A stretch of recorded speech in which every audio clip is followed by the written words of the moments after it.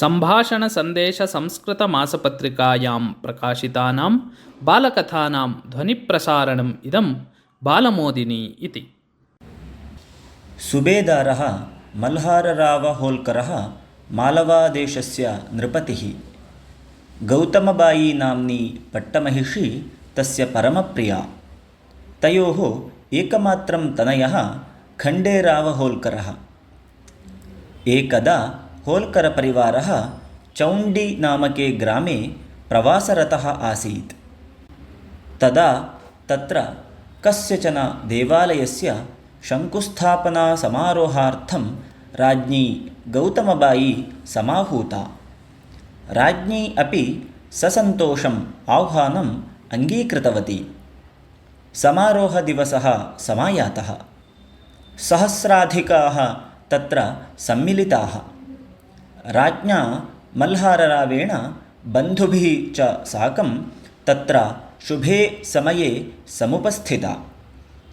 स्वागतानन्तरं पूजाकार्याणि प्रारब्धानि। तदा सहसा तत्र जलोद्भवः समभूत्। तेन ग्रामवासिनः प्रभूतम् आनन्दम् अन्वभवन्, यतः तं ग्रामं महती जलसमस्या बाधते स्म। राज्ञी गौतमबायी अर्चकैः सूचिते गर्ते तां पवित्रां शिलां स्थापयितुम् ऐच्छत्। स्थग्यतां महाराज्ञी स्थग्यताम्, अत्र मन्दिरनिर्माणं मा भवतु। बालध्वनिः कश्चन सर्वैः श्रुतः। सर्वे आश्चर्येण अपश्यन्। सा आसीत् तद्ग्रामस्था काचित् नववर्षीया बालिका। धैर्येण सा अकथयत्, अत्र जलम् उद्भवत् दृश्यते। ग्रामे अस्मिन् कुत्रापि पेयजलस्य स्रोतः नास्ति। अत्रत्याः महिलाः वृद्धस्त्रियः च प्रत्यहं 5 किलोमीटर् दूरं चलित्वा पानजलम् आनयन्ति। अस्याः जलसमस्यायाः परिहारोपायः कश्चन अधुना प्राप्तः अस्ति।